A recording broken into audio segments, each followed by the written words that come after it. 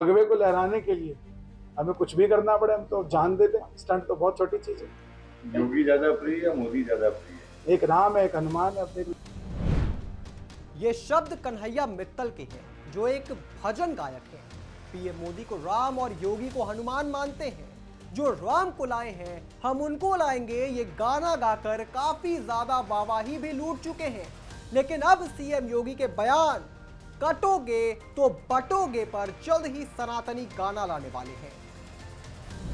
और एक भजन हमारा आ रहा है हिंदुत्व के लिए, बटेंगे तो कटेंगे, उसकी भी बहुत चर्चा है। दरअसल भजन गायक कन्हैया मित्तल 24 अक्टूबर को झीलों की नगरी उदयपुर पहुंचे, जहां श्याम भक्तों ने उनका स्वागत किया और यहीं पर उन्होंने ये जानकारी दी कि जिसके बाद अब लगने लगा है कि सुबह का भूला शाम को घर वापस आ गया है।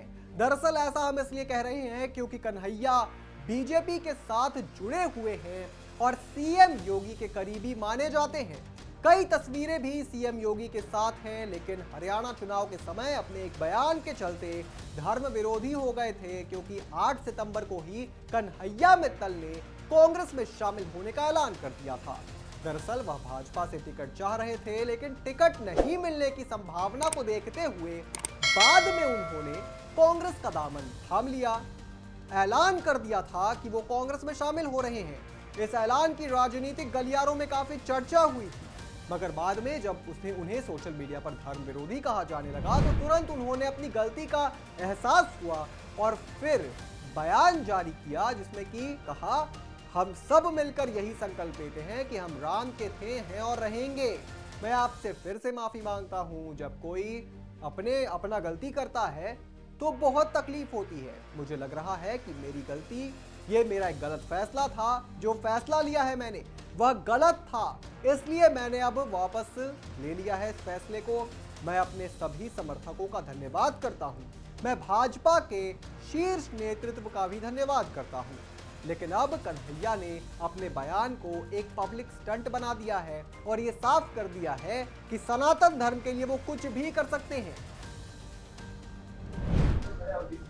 अगर हम उस समय ये स्टेटमेंट ना देते कि हम कांग्रेस में जा रहे हैं, तो क्या करोड़ों लोग एक साथ होकर ये बोलते कि धर्म विरोधी है?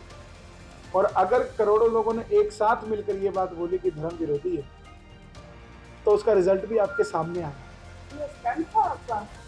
इसे आप स्टंट कह सकते हैं, बिल्कुल कह सकते हैं। और भगवे को लहराने के लिए हमें कुछ भी करना पड़े, हम तो जान दे दें। स्टंट तो बहुत छोटी चीज है। वाले हैं। उनके पिता साइकिल पर पंचकुला और आसपास के क्षेत्र में नमकीन बेचा करते थे। कन्हैया ने भी कड़ी मशक्कत के साथ फड़ी लगाकर सामान बेचा है।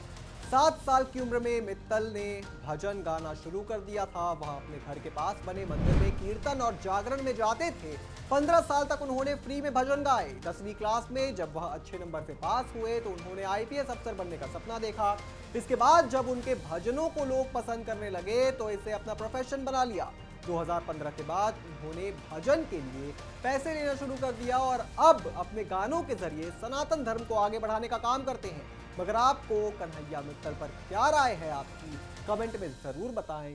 देश और दुनिया की तमाम बड़ी खबरों से जुड़े रहने के लिए आप देखते रहें आया भारत।